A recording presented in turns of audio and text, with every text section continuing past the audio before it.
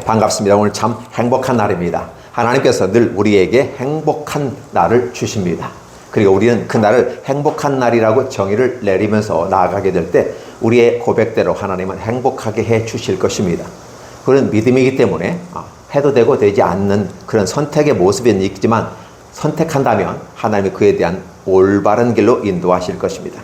마가복음 9장 30절에서 37절에 있는 말씀을 중심으로 실천론을 강화하자는 주장을 하시는 예수님이라는 제목으로 말씀을 나누고자 원합니다. 오늘 이 부분은 대단히 중요한 부분 중에 하나입니다.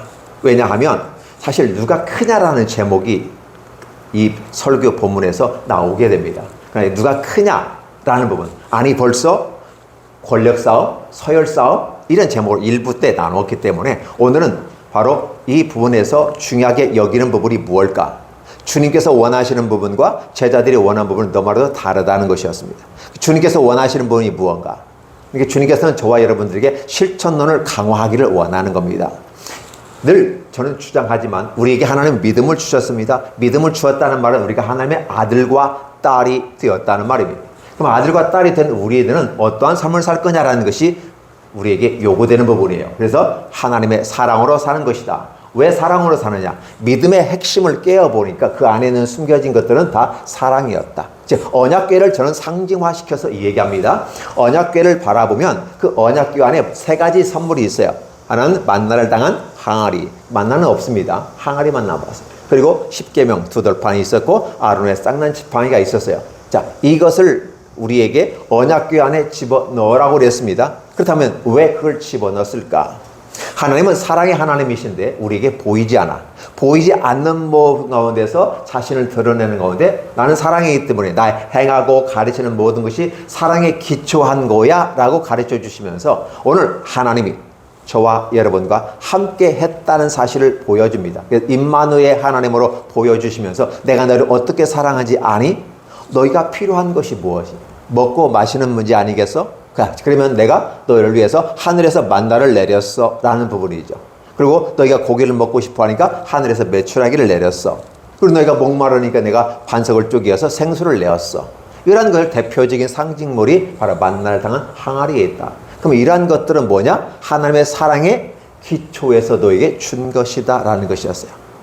기본적인 부분 속에서 남편이 여자를 사랑하고 하나의 아내로서 받아들일 때는 움막을 하나 지어주고 그냥 먹을 것과 입을 것을 주고 물을 주는 것이 기본이었어요. 이게 바로 남자가 여자에게 해야 될 그때 당시에 기본 의무였다는 사실이죠.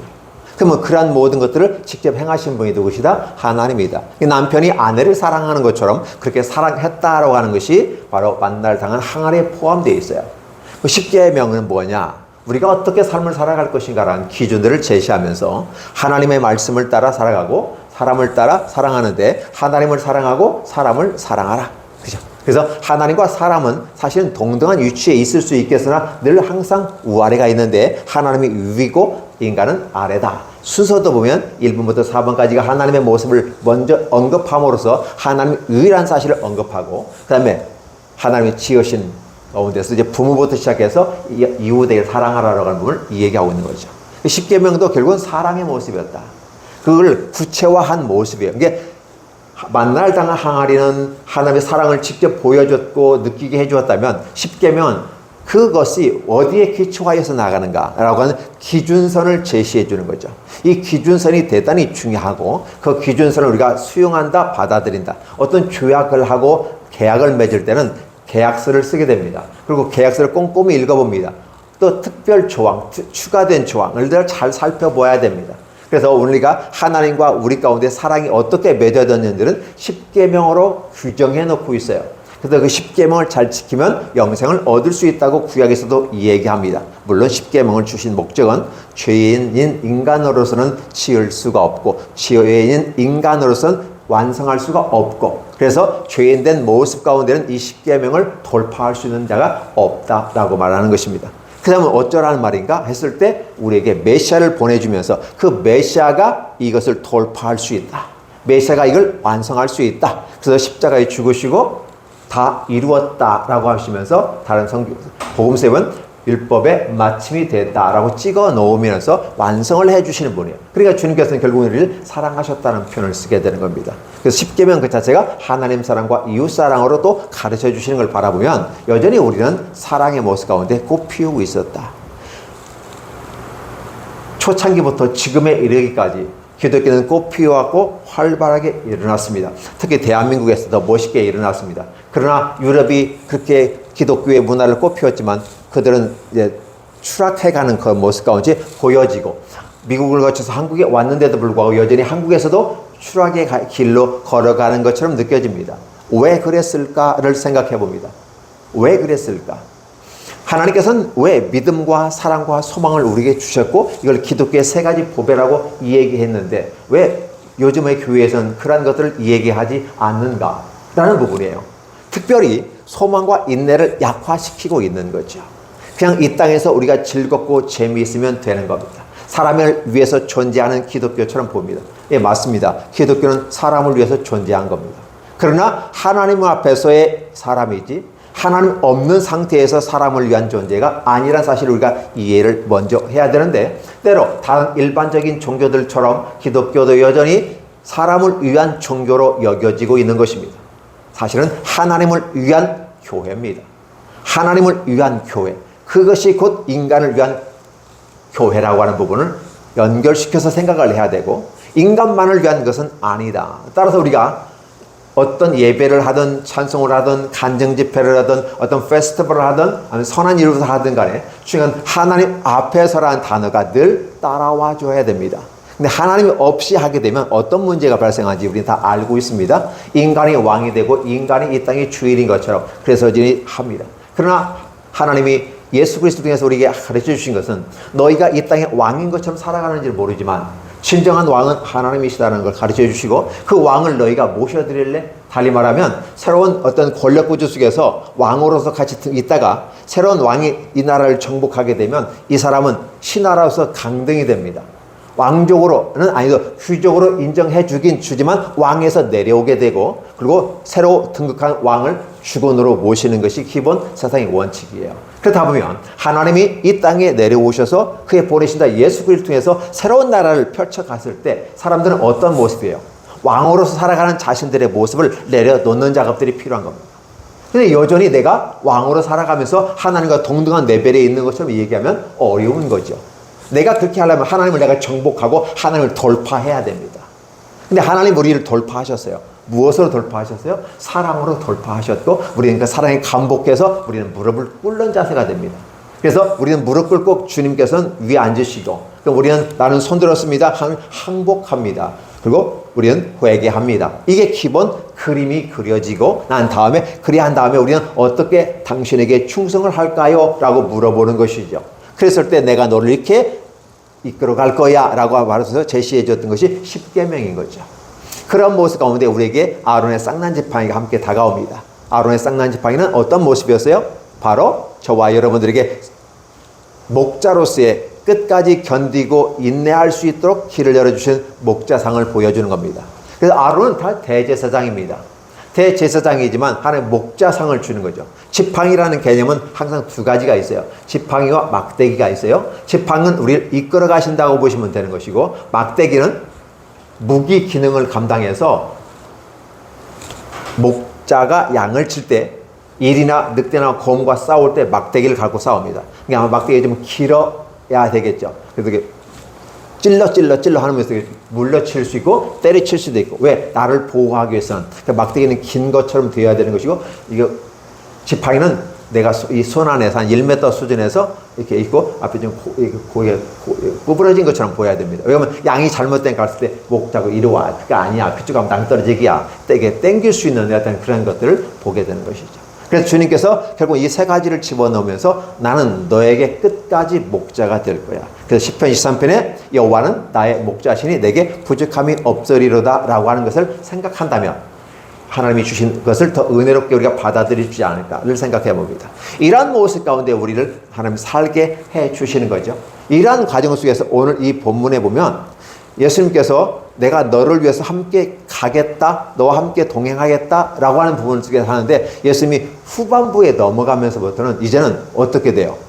앞에는 이론적인 부분 속에서, 그 실제적인 부분 속에서 하나님의 나라가 너에게 이렇게 임하였어. 자, 하나님의 나라니까 어떤 모습이니? 빛이 오니까 소경이 보게 되겠어. 죽은 자가 살아나. 귀신 들린 자가 쫓겨나. 그리고 어떤 문둥병자가 회복이 되는 것을 보았니?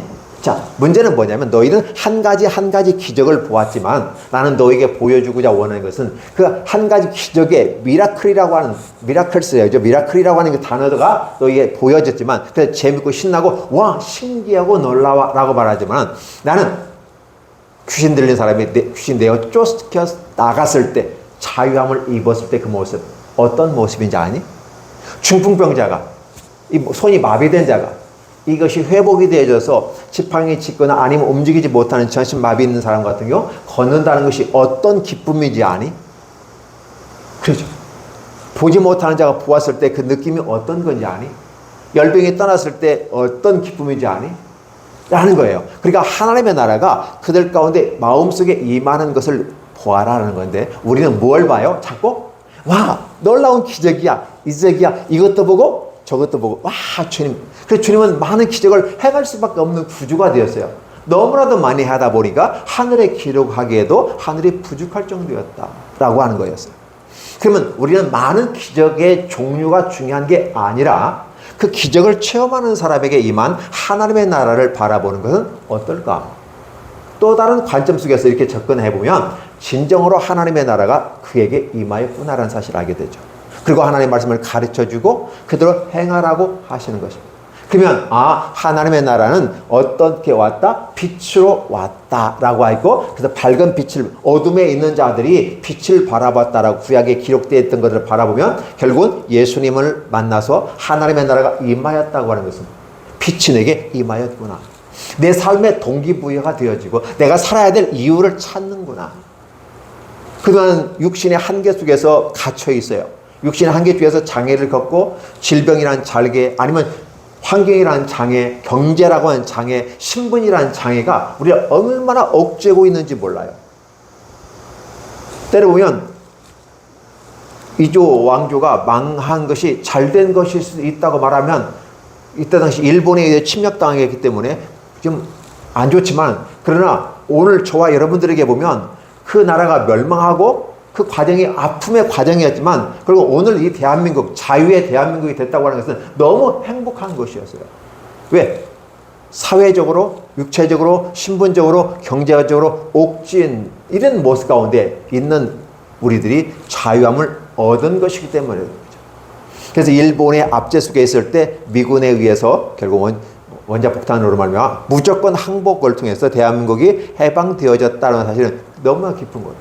그래서 거리마다 오면서 태극기 흔들리면서 노래하는 것이고 그것이 우리 이번 주에 80년 광복을 맞이하게 되고 감격이 넘치는 것입니다. 80년 만에 다시 우리나라가 이렇게 경제 대국이 되어지고 그리고 군사 강국이 되어지고 그리고 최첨단의 인텔리어와 수많은 교육을 통해서 대한민국 국민이 멋있게 성장하게 나고 세계 속에서 작은 나라지만 우뚝 서 나가는 이러한 모습은 대단히 멋있는 모습이다. 이런 것들을 우리가 생각해 보는 것이죠. 어떠세요? 80주년을 맞이하면서 여러분들은 어떤 느낌을 다가오게 되는지. 사실은 해방둥이라고 하죠. 그때 아닌 사람들은 잘 모르죠. 해방되었네. 80년 만에 우리는 해방되었다고 말하지만 우리는 죄와 사망의 길에서 해방되었네 외치는 이 모습이 과연 기쁨과 즐거움일까? 죄와 사망의 굴레에서 벗어나 해방되었다는 이 기쁨이 오늘 이 시간에도 우리는 유지가 될까? 생각을 해보는 것입니다. 그렇죠? 전반부에서는 바로 이 부분을 다루고 나면 후반부에서는 이제 주님께서 오래 사실 수가 없어. 왜냐하면 공생애를 마치시고 구원의 길을 완성하기 위해서는 결국 죽으셔야 된다는 길을 주님만이 알고 계셔요. 하나님과 주님 그리고 모세와 엘리야도 알겠죠. 왜? 변화산상에서 토론을 했으니까. 그런데 중요한 것은 제자들은 모른다는 거죠. 그래서 주님께서 제자들에게 바로 내가 죽고 난 다음에 3일 만에 살아나리라 이걸 강조했던 거예요. 주께서 죽으시고 살아나야만이 됩니다. 죽고 살아나지 않으면 죽기만 한다면 다른 일반 종교 지도자들과 똑같은 모습이에요. 그래서 주님께서 다시 살아났다는 부분이에요. 그것은 하나님께서 그를 살리심으로 말미암아 그분이 죄가 없으시고, 그래서 어떤 인간도 돌파하지 못했던 십계명을 돌파하고 구원의 길을 제시하고, 그래서 돌파한 자가 깃발 꽂는 거 아니겠습니까? 깃발 꽂은 분이 주님이에요. 승리의 깃발을 꽂아놓고 내가 승리했으니까 너희 앞으로 이 줄 계속 따라오기만 해 라는 거죠. 그 구원의 길을 만들어 놓으시고 누구든지 다 오라, 수고하고 무거운 짐진 자들아 다 내게로 오라 라고 주님은 말씀하시는 거죠. 이게 너무 기쁘고 행복한 것입니다. 갈 길을 찾지 못하고 어디가 길이냐고 묻습니다. 어디가 길이냐고 묻습니다. 어디가 길이냐고 묻습니다. 야, 내가 곧 진리고 내가 곧 생명이고 내가 곧 하나님께로 가는 길의 유일한 길이다라고 다시 한번 일러주시는 거죠. 주님은 오늘 저와 여러분들이 그걸 알려주셨어요. 근데 많은 사람들이 그걸 보면서 기뻐하고 즐거워한다고 하는 것은 하나님의 나라가 임하였다는 것이고, 아직 와긴 왔는데 그게 무슨 말인지 잘 모르겠다라고 하시는 것은 아직은 뜸이 들든 것 같은 느낌? 그렇죠? 그래도 뜸이라도 들어야 될 시간을 갖고 있는 사람은 괜찮아요. 왜? 그 밥솥에 있으니까. 교회라는 밥솥에 들어와 있으니까. 그러니까 밥솥 바깥에 있으면 뜸 들 여건도 되지 않죠. 아직은 완벽하게 익어서 맛있는 밥이 안 됐더라도 뜸만이라도 들 시간만 있다면 괜찮은 거 아니겠습니까? 솥 바깥에 있다, 교회 바깥에 있다, 구원이 그야 없다라는 부분인 것이고, 그러나 이게 모여있는 그들이 누굴까? 구체적으로 말하면 제자들입니다. 무리들은 뜸이 들어야 될 존재들이 무리들. 이게 60%는 그 무리들이고 군중이라고 말하는 것이고, 그러나 제자들과 그의 소수의 이름들은 어떤 사람들이에요? 뜸이 덜 들었다라고 보는 것이죠. 예수님 가서 비교하면 예수님은 완벽하게 익은 밥이 되는 거죠. 예수님은 누구에게든지 생명의 떡이 되어져서 주시는 거고, 제자들은 아직 선 밥, 아직 뜸이 들던 밥이처럼 보여지는 것이 이 부분이에요. 그러니까 뜸이 덜 들다 보니까 뭐가 하면 돼요? 거기서 불평과 불만이 나올 수 있고, 거기서 자신의 욕심이 나가게 되는 거예요. 그러다 보니까 어떤 문제가 돼요? 예수님은 십자가에 죽으시고 3일 만에 살아나겠다라고 얘기해요. 그 두 번씩이나 얘기했어요. 근데 이게 엄청난 사건이거든요. 사람이 죽는다고 하는 것은 다시 살아나지 못해요. 근데 우리 성동호 선생님이 지금 하늘나라에 가셨잖아요. 그리고 아침마다 이것을 제가 차를 운행하게 되다 보면 성동호 선생님과 차 대는 것이 눈에 그림이 계속 그려져요. 아니, 하늘나라에 갔는데 꼭 이 시간에 주일학교 때 와서 예배 드리고 뒤에 앉았다가 이따가 오후 예배까지, 11시 예배까지 또 드리거든요. 그 모습, 그 차대는 그 모습이 지금도 이렇게 눈에 그려지는 걸 보거든요. 이게 죽으면 다시 오지 않아요. 단지 내 생각 속에 아직은 기억이 남아있으니까 이렇게 보이는 거거든요. 자꾸 보여요. 그 얼짱 저 맨 뒤에 앉아서 그 애들 찬양하고 이 비디오를 통해서 바라보면서 이렇게 하는 것을 굉장히 좋아하고 기뻐하는 모습이 보여요. 근데 죽으면 끝나는 거잖아요. 죽음은 올 수가 없어요. 내 생각 속에 그분이 살아있지만 죽으니까 육체 가운데는 올 수가 없는 거잖아요. 이 제자들도 보면 예수님이 죽는다고 하니까 이거 뭐지? 닭 쫓는 개 되는 거 아니야? 라는 부분이 되는 거, 첫 번째. 두 번째, 그렇다면 어쨌든 예수님 만들어낸 이 왕국의 세계 속에서 누가 예수님 다음에 서열 1위가 될 거냐? 예수님은 죽겠다고 지금 얘기하고 죽어야서 구원에 이르고 3일 만에 살아날 거야. 3일 만에 살아난다는 데는 관심이 없어요. 죽는다는 게 밖에, 죽으면 끝나는 거 아니에요? 그러면 그 다음에 누가 그걸 뒤를 이어가지? 아주 현실적인 걸 따져요. 오늘 이 시대를 사는 기독교인들이 그런 현실에 너무 눈이 밝은 건 아닌가? 하나님께 와서 그 나중 일은 나중에 생각해야 돼요.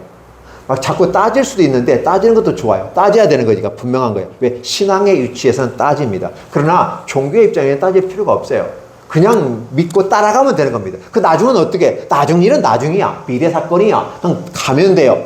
정확한 것도 모르면서 간단 말이야? 아니죠. 정확한 곳이죠. 영생의 길, 진리의 길, 생명의 길, 의의 길로 우리는 가게 되는 것이고, 우리의 마지막 데스티네이션, 종착지, 파이널, 그렇죠? 이 코너가 준비가 되어 있기 때문에 정확한 겁니다. 그러나 그까지 가기까지 아직은 미래라는 사건 속에서 우리는 헤맬 때가 있어요. 그때는 믿고 따라가시면 돼요. 만약에 이 진리가 잘못된 진리고 잘못된 길이고 잘못된 생명의 길이라면 우리는 발로 차고 나가야 됩니다. 아니, 왜곡된 복음이라면 발로 차고 나가야 돼요. 수많은 이단과 사이비들이 얼마나 판을 치는지 몰라요. 그러면서도 그게 하나님 말씀이라고 믿고 가요. 왜곡된 길로 갑니다. 오히려 믿으면 믿을수록 힘들어지고, 자신만 믿으면 좋은데 자기 자신들까지 가족 다 싸그리 데리고 갑니다.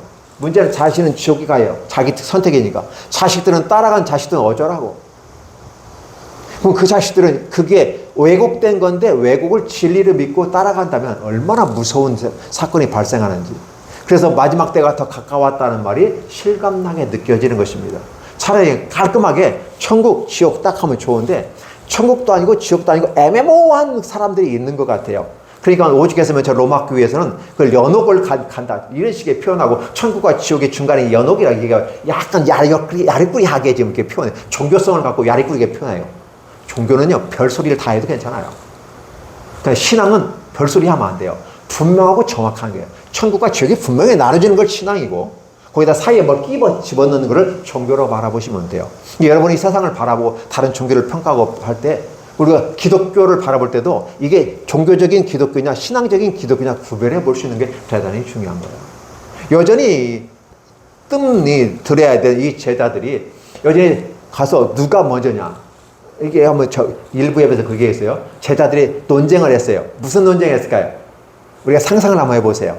자, 지도자가 죽어서 그 다음 서유를 선택해야 돼. 그 first man, 그렇죠? chairman을 선택해야 돼요. 뭘 선정할까요? 첫 번째, 뭐가요?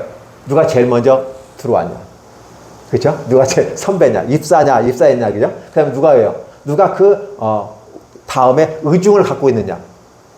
누가 또 그분 사랑을 받았느냐? 그죠? 이런 다양한 조건. 이게 첫 번째가 될 수밖에 없는 여러 가지 근거들을 가깝게 되면서 나이가 누가 많느냐?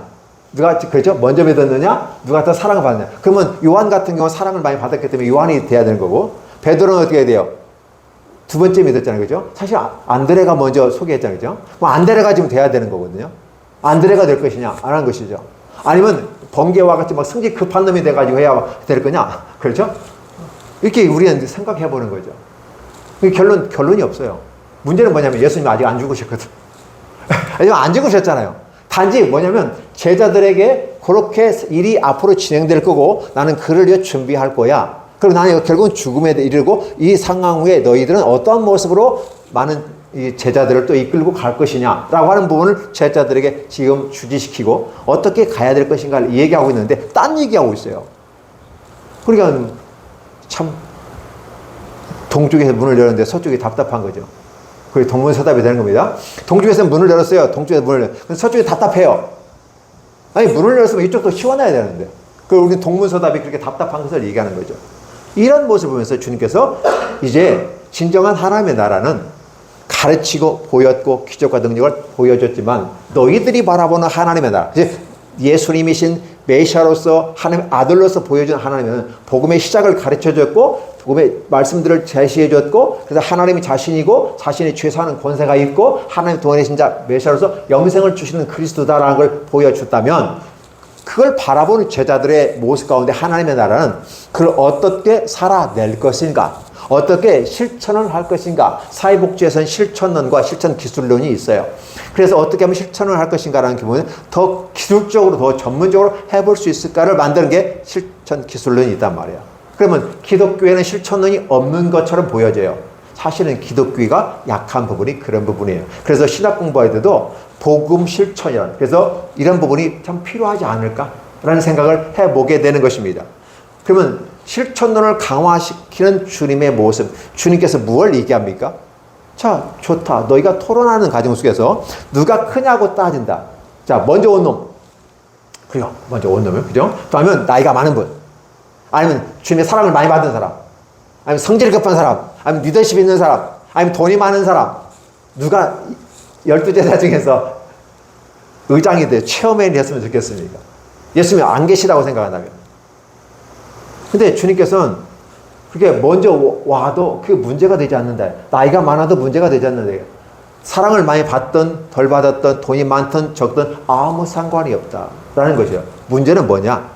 바로 어린아이 하나를 갖다 놓고 바로 이 어린아이 하나를 영접하면 나를 영접하는 것이고 이 어린아이를 영접하면 나를 영접한 게 아니라 하나님을 영접한 건데 그분은 나를 보내셨기 때문에 나를 영접하면 바로 하나님. 예수님을 믿고 영접하고 그 영접에는 receive라는 말을 쓰게 되는데 수용해요.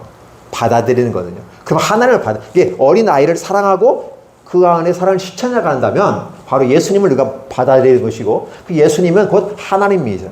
그래서 그건 하나님과 그의 부르신 자 예수 그리스도를 믿는 자에게 영생이 있기 때문에 바로 이 사랑의 실천이 영생으로 이어진다는 걸 얘기하고 있어요. 그런데 기독교가 실수한 게 뭐냐면 사랑의 꽃은 이쁘게 활짝 피었는데 시들어버렸어. 그 꽃이 지속 가능하게 발전하지 못했던 것이죠.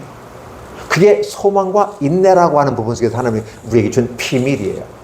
앞에 부분 구약에서는 믿음을 얘기하고 사랑을 얘기해요. 굉장히 많이 강조했어요. 근데 신학에 와서도 여전히 뭘 숨겨놓는 것처럼 약간 이렇게 두리뭉실하게 감추어진 것처럼 보여요. 왜 그런지 아세요? 철학으로 신학이 정립되어지고 법으로 신학이 정립되어지고 유럽에서는 꽃이 피었습니다. 미국에서는 하나의 기업이 될 정도로 멋있는 거예요. 대한민국에서는 대기업이 되어졌어요. 맘모스 처치, 메가 처치가 발생합니다. 그리고 하나님의 역사가 나타나는 것처럼 엄청난 역사를 발생했습니다. 그런데 문제는 기독교가 시들어져 가거든. 그리스에 가봐도 흔적만 남아요. 성지 순례하에서 아 여기가 교회였구나. 로마 가봐도 여전히 마찬가지고 유럽에 가봐도 여전히 마찬가지예요. 미국에 갔는데 한참 떠오르는데 미국도 지금 기독교에 줄어들고 있고 한국도 여전히 미국의 이제 초스피드 시대잖아요. 미국을 능가하고 있어요. 이런 상황에 믿음이 점점 없어지고 믿음의 가치가 떨어지는 것처럼 보이는 시대가 되고 있어요. 아, 말세가 되니까 하나님이 정리를 자연스럽게 정리해 주시는구나. 일일이 심판하면 하나님도 피곤할 것 같으니까 정리하는 것 같은 느낌? 이런 느낌이 들어요. 근데 문제는 뭐냐면 잘 기억해 주세요. 예수는 믿은 다음에 끝까지 견디고 나아가는 자. 예수님께서 이 말씀을 비밀을 하나 우리에게 알려주셨는데 내가 너희를 사랑하는데 어떻게 사랑했다? 끝까지 사랑했다. 예수께서 끝까지 사랑했다는 말이 표현이 뭘까요? 내가 너를 위해서 죽었다. 내가 너를 십자가 졌다. 그래서 다 이루었다. 라고 하는 부분이에요. 그럼 주님은 우리를 사랑하시는데 끝까지 사랑했다는 이 단어가 단순히 그냥 억구적인 표현적인 부분에서 끝까지 사랑한 게 아니라 진짜 끝까지 사랑한 것은 목숨을 다해서 사랑하는 게 끝까지 사랑한 것 아닐까? 주님의 사랑 방식에 주님의 사랑의 표현 방식이 죽는 거였어요. 자기 사랑의 표현 방식으로 죽는 거였어요. 근데 제자들은 이 죽는다고 하니까 뭐 기겁을 하고 무서워서 묻는 자도 없어요. 무슨 말을 해야 될지를 모르겠어요. 변화산상에서 하나님의 놀라운 역사, 권능과 능력과 영광으로 하나님의 나라, 모세와 엘리사를 끌어내려서 소환해서 함께 역사를 바라봤고 하나님의 나라가 이렇게 보였는데도 불구하고 거기에 찾아 있는 베드로, 야곱, 요한조차도 지금 예수님의 이 십자가에 못 박혀 죽으신다 이 사건에 대해서 딱 오니까 막 무엇을 해야 될지를 정신을 못 차리는 것 같아요. 그러니까 쓸데없는 짓거리 하잖아요. 뭐예요? 내가 하나님 주를 위해서, 하나님 모세를 위해서, 하나님 주님을 위해서 운명을 지켰습니다. 그걸 영어로 쉘터란 말이에요. 안식처, 보안처. 여기서 살고 싶습니다. 내려가고 싶지 않습니다. 저 인생 내려가면 너무 힘들어요. 예수님을 믿는 것이 피난처로서의 도피성으로서 예수님을 믿는 것도 있지만 주님은 해가 중천에 떠 있으니까 내려가자. 내가 아직 살아있으니까 해야 될 일이 있어. 무슨 일을 해야 되죠? 십자가에 못 박혀 죽어야 돼. 여기서 살면 다 안 죽어도 되는데 좋긴 좋은데 중요한 것은 안 죽으면 너와 상관이 없는 거야. 내려가자. 베드로 실망했고 야고보 요한도 실망해서 내려왔어요. 내려와가지고 예수님도 죽는다고 하니까 정신없어. 아니 지금 예수님 믿고 잘 되려고 하고 예수님 믿고 복 받으려고 예수님 믿고 성공하고 예수님 믿고 떵떵거리려고 했는데 지금 이게 뭐지? 라는 생각을 갖게 된 거 아니겠습니까? 그러니까 어떻게 돼요? 이제는 주님은 죽는다고 하면 그게 기정사실이라면 내버려두고 어차피 그분 죽는다면서 죽는다며 죽으면 끝나는 거 아니야? 그럼 누가 그 다음에 왕이 되지? 누가 그 다음에 체험은 의장이 되는 거지? 이렇게 얘기를 하는 거예요. 주님께서 그게 아니야. 사랑을 하자. 섬기라. 이 어린아이 하나. 그래서 어린아이를 왜 데리고 왔을까? 여러 가지 추측을 해볼 수 있는데 어린아이는 고아, 과부, 나그네 사회적 약자 중에 한 부류로서 그래도 나그네는 힘이라도 있잖아요. 육체적인 힘이거든. 그때는 일을 할 수도 있어요. 근데 여자든 어쨌든 애를 낳을 수도 있고 어떤 일을 할 수도 있어요. 근데 어린아이는 돈도 못 벌고 그냥 소비자 입장이야. 제일 약자야. 근데 그 어린아이 갖다가 안으시고 이 어린아이를 따라서 이 어린아이에게 물 한 컵 대접하는 것이 나의 대접한 것이고 섬겨라. 그래서 중요한 건 뭐냐면 너희가 큰 자가 되기자 원하다. 그 좋은 일이야. 오히려 주님 거꾸로 얘기하는 거예요. 책망을 받을 줄 아세요. 너희가 도로 가운데서 on the way 길에서 무엇을 argue 토론했느냐라고 물으니까 그들이 미안하잖아요. 민망하잖아요. 예수님 죽으시겠다는데 누가 1등이냐 누가 그 다음 찾아요. 이게 하니까 민망스러워서 대답을 못하고 있어요. 주님이 조용히 했다. quiet, 조용히 했다는 말을 쓰게 돼요. 근데 주님께서는 그 잘했어. 괜찮아. 최고가 되는 것도 괜찮아. 근데 말이야, 최고가 된다는 것은 바로 남을 섬기는 거예요. 누구처럼? 나처럼. 내가 하나님의 아들로 독생자로 이 땅에 와서 얼마든지 군림할 수 있어. 그런데 내가 약자인 너희들을, 죄인들을 위해서 십자가에 못 박혀 죽는 것, 끝까지 사랑하는 것, 이게 바로 하나님의 사랑이고 이것을 위해서 왔어. 그걸 완성해야 되는 거야 라고 말하면서 내가 바로 너희를 섬기듯이 너희도 이웃을 섬겨라. 내가 십자가를 치고 너희 모든 인류를 섬기기 위해서 죽는 거야. 그러니까 내가 그렇게 한 것처럼 너희가 섬겨. 그러니까 결국 누가 큰 자예요? 예수님이 큰 자잖아요. 최고로 큰 자는 예수님이 큰 자예요. 그 다음에 큰 자는 누구일까요? 세례 요한. 자신의 목숨을 던지잖아요. 그렇죠? 의를 위해서 목숨을 던지잖아요. 예수님도 의를 위해서 목숨을 던지거든요. 세례 요한의 죽음은 예수님의 하나의 볼 수 있는, 세례 요한의 모습을 보면 예수님도 그렇게 된다는 사실을 우리가 알 수 있어요. 그래서 예수께서 세례 요한을 보고 여인이 낳은 자 중에 최고다라고 표현하고 있어요. 그러면 베드로는 뭔데? 야고보 요한은 뭔데? 변화산사까지 쫓아가던 그들은 뭔데? 그런 거 있죠. 베드로가 지금 나이도 많고 이게 나서기 좋아하는 사람이어서 리더십은 있긴 있는가 봐요. 그러다 보니까 결국은 베드로가 수제자라는 말을 쓰게 돼요. 근데 예수님이 베드로를 수제자라고 했을까요? 사실 안드레를 쓰는 게 수제자죠. 제일 먼저 왔으니까. 근데 베드로래요. 왜 베드로가? 베드로라는 자체가 반석이라는 의미가 있어요. 주님께서 이 베드로라는 이름을 가지고 있는 이 기초에서 그걸 빗대어서 얘기하면서 믿음을 강조하는 겁니다. 앞으로 교회는 이 믿음의 반석 위에 세워지는 거야 라고. 이게 복음이에요. 교회는 반석 위에 세워지는 게 교회입니다. 근데 왜곡된 복음은 뭐냐면 베드로가 믿음이란 단어를 갖고 있기 때문에 베드로 위에 세워지는 교회라고 생각하는 거예요. 근데 베드로 위에 교회가 세워지면 베드로 깔려 죽어요. 깔려 죽으니까 베드로 위에 올려놓고 베드로 뭐라고요? 수장되게 해요. 베드로 교황으로 만들어요. 초대 교황으로 만들어가지고 그렇게 만들어요. 제자들이 하는 짓을 그대로 하고 있어요. 로마 교회가 그렇게 하고 있고 그것이 긍정적인 부분도 있지만 부정적인 폐단도 엄청나게 많은 거거든요. 주님은 무엇을 얘기하고 있어요? 섬기는 자, 희생하는 자. 그리고 하나님의 나라는 이 땅에 있는 어떤 존재, 이 땅에 있는 그런 세계와 전혀 다른 세계라는 걸 보여주는 거예요. 꼭 무엇을 이렇게 해야 하나님의 나라가 아니라 이 땅에 있는 가치관과 사고, 구조, 이 삶의 방식을 바꿔버려서 개혁해 나가면서 새로운 길로 가고 하나님이 제시해 주는 길로 가는 것이 하나님의 나라가 너희한테 임하였기 때문에 그렇다라고 가르쳐 주는 거예요. 이런 모습이 여기에 나타나요. 그러니까 누가 크냐라고 하는 부분은 지금 왜 싸우냐라고 누가 얘기할 수 있죠. 싸우지 마. 어린아이 가르칠 때 그러듯이 주님이 그렇게 할 수 있었을 거라고 생각돼요. 그러나 주님은 싸운 거에 대해서 얘기하잖아요. 싸울 수 있어요. 싸워야 돼요. 토론해야 돼요. 논쟁해야 돼요. 그래서 신학이 정립이 됩니다. 교회 사회를 보면 그렇게 싸우고 논쟁하고 그래서 신학이 정립돼서 이단과 사이비를 구분해버렸어요. 그래서 지금 우리 교리신학이 특히 장로교의 이 교리신학은 확실하거든요. 왜? 수없이 싸워왔고 수없이 논쟁했고 수없이 경론의 과정을 통해서 이단을 정주에 쳐내고 올바른 길로 가서 정통이 무엇인지를 알려주었어요. 대단히 중요한 거예요. 싸우는 건 교회에서도 싸울 수 있어요. 교회에서 왜 싸워? 하나님의 백성을 위해서 싸워야 돼요. 왜 싸워야 돼요? 아직은 교회가 심판의 대상이 아니기 때문에 세상은 심판되지만 교회는 양과 염소가 있어요. 근데 양과 있는데 누가 양이고 누가 염소인지를 몰라. 겉으로는 똑같아. 그런데 알맹이로 네이저를 딱 보니까 어떻게 영적인 네이저를 보니까 누구는 염소이고 누구는 양이라는 거예요. 하는 행동과 말과 그의 모든 결과를 바라보면 알 수 있다라고 표현하고 있고. 그러니까 어떻게 돼요? 당연히 교회 내에서 진리를 구별해야 돼요. 그러니까 교회에서 전달되는 하나님의 말씀이 여러분들도 제가 전할 때 말씀이 만약에 성경에 기초하지 않는다면 따지고 드려야 돼요. 성경은 이렇게 말씀하시는데 목사님 왜 그런 말씀을 하십니까? 라고 물어야 돼요. 대단히 중요합니다. 그냥 위에서 목사님이니까 왜 신뢰받는 목사님이니까 믿을 수 있어 라고 해서 돌다리도 두드리지 않고 건너갈 수 있어요. 그러니까 때로는 돌다리도 두드리라는 말이 있어요.